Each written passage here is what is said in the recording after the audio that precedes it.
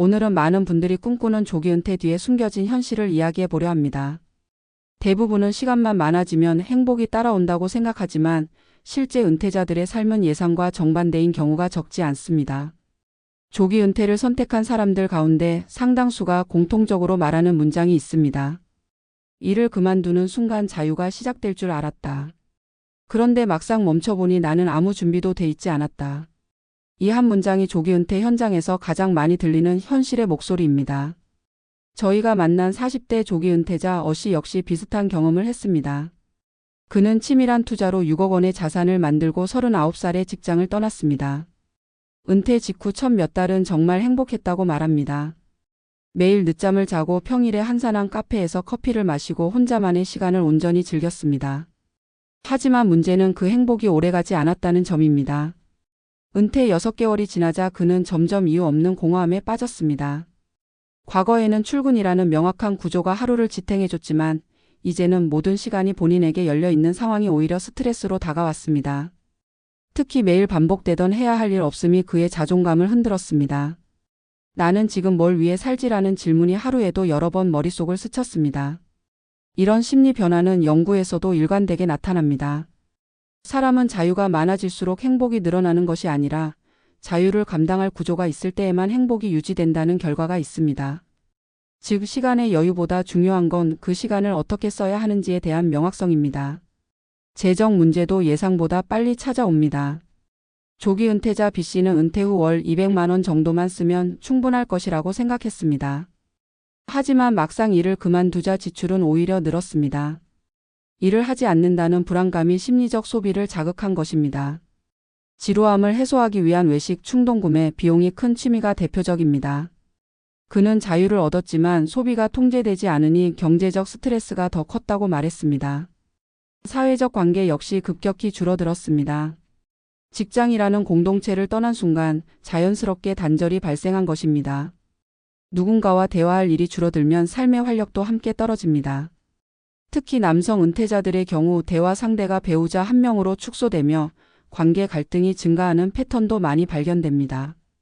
결국 그는 1년 만에 다시 파트타임 일자리를 찾기 시작했습니다. 돈 때문이 아니라 사람들과 연결돼 있어야 마음이 안정되더라는 것이 그의 말이었습니다. 이러한 사례들을 종합해보면 조기 은퇴 이후 어려움은 크게 3가지로 정리됩니다. 첫째, 시간 공백에서 오는 심리적 붕괴입니다. 둘째, 계획보다 빠르게 증가하는 현실 소비입니다. 셋째, 예상보다 더 빠른 관계의 축소입니다. 이 3가지가 동시에 작동하면 조기 은퇴자들은 생각보다 빨리 삶의 균형을 잃게 됩니다. 그렇다면 조기 은퇴를 후회하지 않기 위해 필요한 것은 무엇일까요? 가장 먼저 해야 할 일은 은퇴 후 목표를 낮추는 것이 아니라 구체화하는 것입니다. 무엇을 배우고 어떤 루틴을 만들고 누구와 시간을 보낼지까지 명확히 그려야 합니다. 재정 설계 또한 본인의 성격과 생활 패턴까지 고려해 심리적 소비를 반영해 조정해야 합니다. 그리고 무엇보다 중요한 건 관계입니다. 은퇴 뒤에도 건강한 사회적 연결을 유지하기 위한 커뮤니티나 역할을 반드시 마련해야 합니다. 조기 은퇴는 나쁜 선택이 아닙니다. 하지만 준비되지 않은 조기 은퇴는 삶의 균형을 무너뜨리는 강력한 변수입니다. 많은 은퇴자들이 말합니다. 조기 은퇴는 자유가 아니라 구조 없는 삶의 시작이었다. 결국 행복은 은퇴의 시점이 아니라 은퇴 이후의 구조를 어떻게 만드느냐에 달려 있습니다. 오늘 이야기가 조기 은퇴를 고민하는 분들께 작은 방향을 제시할 수 있길 바랍니다. 당신의 은퇴는 목표가 아니라 삶의 재설계가 되어야 합니다. 조기 은퇴는 오랫동안 많은 직장인들이 마음속에 품던 이상적인 목표였다. 더 이상 조직의 속도에 맞추지 않아도 되고 하고 싶은 일을 마음껏 즐길 수 있을 것이라는 기대가 그 중심에 있었다. 그러나 실제 은퇴자들을 만나보면 이상과 현실 사이에는 생각보다 큰 간극이 존재한다는 사실을 어렵지 않게 확인하게 된다. 대부분은 일을 그만두는 순간 새로운 자유가 열릴 것이라 믿지만 그 자유가 예상보다 무겁고 낯설게 다가오는 경우가 훨씬 많다. 자유가 많을수록 행복해질 것이라는 믿음은 인간의 심리 구조를 지나치게 단순화한 기대일 뿐이라는 점이 드러난다. 조기 은퇴자들이 공통적으로 겪는 첫 번째 충격은 시간의 구조가 사라지는 데서 비롯된다. 직장에 다닐 때는 하루가 촘촘하게 짜여 있었다. 출근 시간과 점심시간, 회의와 마감 일정이 모든 순간을 채워주었다. 이 흐름은 때로 버거웠지만 동시에 삶을 유지시켜주는 견고한 틀 역할도 했다. 하지만 조기 은퇴는 이틀이 하루아침에 무너져 내린다는 점에서 큰 공백을 만든다. 하루가 완전히 비어 있을 때 사람은 생각보다 빠르게 방향을 잃는다. 내일 해야 할 일이 없다는 사실은 일시적으로는 해방감이지만 장기적으로는 깊은 공허감으로 이어진다. 실제로 다수의 은퇴자들은 은퇴 후 몇 달이 지나면 자신이 어디로 가야 하는지 모르겠다는 불안을 가장 먼저 호소한다. 한 은퇴자는 하루가 너무 조용해서 오히려 불안했다고 말한다. 그는 일을 그만둔 순간 마음이 가벼워질 줄 알았지만 정작 가장 무거운 것은 텅 빈 시간이었다고 고백했다. 심리학 연구에서도 비슷한 결과가 나타난다. 인간은 여유가 생긴다고 해서 자동으로 행복해지는 존재가 아니다. 여유는 그 여유를 채울 의미 있는 행동이 있을 때에만 삶을 안정시키는 힘을 발휘한다. 목표 없는 여유는 오히려 정체감의 혼란을 불러오고 자존감을 떨어뜨린다. 이런 불안은 점차 몸의 리듬까지 흐트러뜨린다. 잠에서 깨는 시간과 식사 시간, 움직임의 패턴이 무너지면서 생리적 균형이 흔들리고 이는 다시 심리적 불안을 증폭시키는 악순환으로 이어진다. 그래서 조기 은퇴자 중 상당수는 은퇴 첫 해에 예상치 못한 무기력과 우울감을 경험한다. 본인은 충분히 강한 사람이라고 생각했지만 구조 없는 시간 앞에서는 누구나 흔들리기 마련이다. 두 번째 어려움은 재정적 측면에서 나타난다. 많은 사람들은 오히려 일을 그만두면 소비가 줄어들 것이라고 생각한다.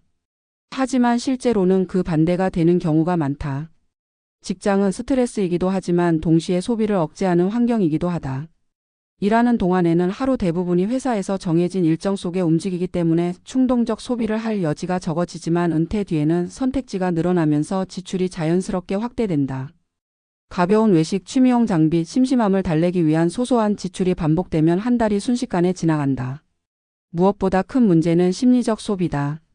불안과 공허감을 해소하기 위한 소비는 체감적으로는 큰 보상을 준 것 같지만 재정적으로는 가장 빠르게 지갑을 비워내는 소비 유형이다. 한 은퇴자는 직장을 떠난 후 불안한 마음을 달래기 위해 여행과 취미를 반복적으로 예약했다. 처음에는 잠깐의 기분 전환이라고 생각했지만 1년이 지나자 그는 자신도 모르게 자산이 예상보다 훨씬 빠르게 줄어들고 있다는 사실을 깨달았다. 여유를 얻기 위해 떠난 은퇴가 오히려 경제적 불안을 더 증폭시킨 셈이다. 세 번째 어려움은 관계의 축소다. 직장은 종종 피곤한 공간으로 여겨지지만 동시에 가장 안정적인 사회적 연결을 제공하는 장치이기도 했다. 사람은 타인과 연결되어 있을 때 정서적 균형을 유지하기가 훨씬 수월하다. 그러나 조기 은퇴를 하면 이 연결이 갑자기 끊어진다. 함께 웃고 함께 불평하던 동료들이 하루아침에 사라지고 일상에서 누군가와 자연스럽게 대화할 일이 줄어든다. 관계는 시간을 들여 유지해야 살아남지만 은퇴 후에는 이 시간이 의도적으로 관리되지 않으면 급격히 축소된다. 특히 남성 은퇴자들의 경우 사회적 관계의 상당 부분이 직장에 집중되어 있기 때문에 이 단절은 더욱 큰 충격으로 다가온다. 많은 은퇴자들이 말하길 배우자와 단둘이 하루 대부분을 보내면서 관계가 더 가까워지기는커녕 오히려 갈등이 늘어났다고 고백한다. 관계는 양보다 질이 중요하지만 양이 지나치게 줄면 질 또한 버티지 못한다는 사실이 드러나는 부분이다. 이렇듯 조기 은퇴 이후 흔들리는 삶의 구조를 복원하기 위해 필요한 것은 단순한 경제적 준비나 시간적 여유가 아니다. 가장 중요한 것은 새로운 삶의 리듬과 의미를 스스로 만들어내는 능력이다. 일을 그만둔 뒤에도 하루를 구성하는 루틴이 필요하고 그 루틴을 지탱할 목표가 필요하며 그 목표가 지속될 수 있는 환경이 필요하다. 예를 들어 매일 특정 시간에 운동을 하거나 새로운 학습 목표를 정해 꾸준히 이어가는 일상적 리듬은 심리적 안정감을 크게 높인다. 사람은 스스로에게 부여한 작은 약속을 지킬 때 자존감이 회복되고 심리적 균형이 유지된다는 점이 여러 연구에서도 확인된다. 또한 은퇴 이후에는 새로운 사회적 역할을 찾는 것도 중요하다. 지역 모임이나 동호회 활동, 커뮤니티 프로젝트, 취약계층을 위한 자원봉사는 모두 은퇴자들의 삶에 긍정적 에너지를 제공하는 방식으로 작용한다. 이는 단순한 활동을 넘어 사회 속에서 나의 자리를 다시 확인하는 과정이기도 하다. 재정적 안정 역시 단순한 자산 규모만으로 결정되지 않는다. 자신의 성향을 이해하는 것이 훨씬 중요하다. 불안할 때 소비가 늘어나는 사람인지, 외부 활동이 많아야 만족감이 높아지는 사람인지, 생활비 변동이 크지 않은 패턴을 선호하는 사람인지에 따라 인출 전략과 자산 관리 방식은 크게 달라져야 한다. 많은 사람들이 생활비 최소화에만 초점을 맞추지만 실제로는 생활비의 증가를 통제하는 심리적 요인들이 훨씬 중요한 변수로 작용한다. 특히 조기 은퇴자는 은퇴 기간이 길기 때문에 자산의 절대 금액보다 지속 가능한 소비 구조를 만드는 것이 핵심이다. 이는 단순히 절약을 뜻하는 것이 아니라 소비의 목적을 명확히 구분하고 감정적 소비를 최소화하는 구조를 갖추는 것을 의미한다. 재정 계획은 숫자가 아니라 행동 패턴과 심리적 구조를 중심으로 세워져야 한다는 점이 조기 은퇴자들의 사례에서 명확히 드러난다. 관계 관리 또한 은퇴 이후의 삶에서 가장 강력한 보호장치 중 하나다. 누군가와 연결되어 있다는 감각은 인간의 정서적 안정감을 크게 높이고 신체적 건강에도 영향을 미친다. 여러 연구에서 사회적으로 고립된 사람들은 그렇지 않은 사람들보다 우울감과 불안이 높고 신체 질환 발생률도 높다는 결과가 반복적으로 확인된다. 은퇴자는 스스로 삶의 관계망을 재구성해야 한다. 직장이라는 울타리에서 나왔다면 새로운 울타리를 만들어야 한다. 그것이 취미 모임이든 학습 커뮤니티든 봉사활동이든 상관없다. 중요한 것은 누군가와 주기적으로 연결되어 있다는 감각이며 이 감각은 은퇴자들의 일상을 지탱하는 심리적 버팀목이 된다. 많은 사람들이 이 점을 간과한 채 은퇴를 선택했다가 뒤늦게 관계 회복에 나서지만 이미 단절된 관계는 회복하기 어렵다. 그래서 은퇴 전부터 관계의 지지 구조를 마련해 두는 것이 매우 중요하다. 결국 조기 은퇴의 성패는 언제 은퇴하느냐가 아니라 어떻게 살아가느냐에 달려있다. 자산 규모, 연금 수령액, 목표 금액은 모두 중요한 요소지만 그것만으로는 삶의 균형을 만들 수 없다. 사람들은 흔히 돈이 충분하면 삶의 문제 대부분이 해결될 것이라고 생각하지만 실제 은퇴자들의 삶을 들여다보면 돈이 해결하지 못하는 문제들이 훨씬 많다. 시간의 구조, 정체성, 관계, 일상의 리듬 같은 요소들은 돈과는 별개로 관리해야 하는 삶의 기본 구조다. 그 기본 구조가 무너졌을 때 은퇴자는 예상보다 훨씬 빠르게 삶의 의미를 잃는다. 조기 은퇴는 종종 자유의 시작으로 포장되지만 실제로는 구조 없는 삶의 출발점이 될 수 있다. 이 점을 이해하지 못하면 누구나 같은 함정에 빠지게 된다. 그러나 반대로 말하면 이 구조만 다시 설계한다면 조기 은퇴는 훨씬 안정적이고 만족스러운 삶의 전환점이 될 수 있다. 자신만의 루틴을 만들고 의미 있는 목표를 설정하고 사회적 관계를 유지하며 감정적 소비를 조절하는 능력을 갖추는 사람들은 조기 은퇴 이후 오히려 마음의 여유와 삶의 균형을 찾는 경우가 많다. 결국 조기 은퇴는 완성이 아니라 시작이고 그 시작을 어떤 방식으로 채우느냐가 가장 중요한 변수다. 은퇴는 일을 그만두는 것이 아니라 새로운 삶을 다시 설계하는 단계라는 점을 잊지 않는 것이 필요하다. 칼럼을 마치며 많은 은퇴자들의 공통된 메시지를 전하고 싶다. 조기 은퇴가 행복을 보장해 주지는 않지만 준비된 조기 은퇴는 분명 삶을 더 단단하게 만든다.